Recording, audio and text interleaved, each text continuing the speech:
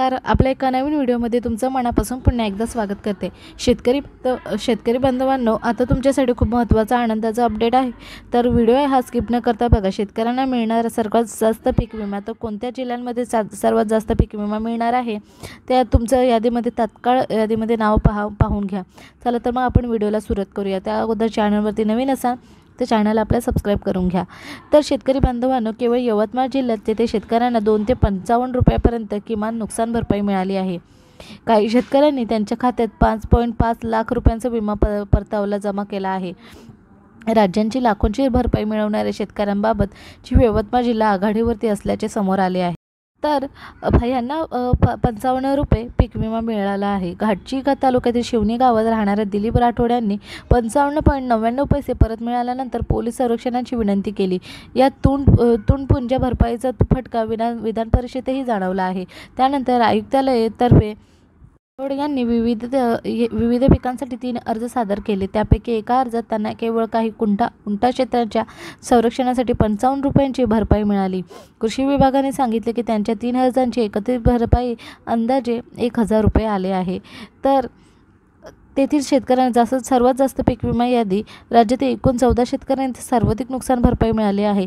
यात यवतमाळ येथील 5 शेतकरी, तेथील हिंगणघाट, वर्धा तेथील कविता चेचे, वर्धा येथील विजय वाटमोडे, औसा लातूर तेथील गंगाहरी मालपाणी, औसा लातूर तेथील सुदेश नेमिवदनाथ, रेणापूर तालुका लातूर येथील जयंत कुलकर्णी, भिवापूर नागपूर येथील संध्या चौधरी यांचा समावेश, परभणी येथील विठ्ठल वाघखेड, पुणे येथील भोडिंबा सहाणे, जुन्नर पुणे येथील सीताराम हांडे यांचा समावेश करण्यात आलेला आहे. राज्यात अत्यल्प नुकसान भरपाईची यवतमाळ जिल्हा चर्चेत आला आहे. त्याचा जिल्ह्यात 5 शेतकऱ्यांना काही लाखांची नुकसान भरपाई मंजूर झाली आहे. यवतमाळमुळे सर्वाधिक शेतकऱ्यांचे रुपयांमध्ये भरपाई मिळण्याचा विक्रम आहे. त्यापैकी जरी जमीन तेथील चंद्रप्रकाश छचडा यांना अर्जासाठी एकूण 5,60,448 रुपयांचे मिळाले आहे. कळंब येथील किशोर यादव रुईकर यांना 4,26,077 रुपये, गोविंद गणपत रुईकर यांना 3,76,576 रुपये, नारायण गणपत रुईकर यांना 3,27,570 रुपये, तर वसंत वामन सराटे यांना 3,09,6 रुपये विम्याची भरपाई मिळाली आहे.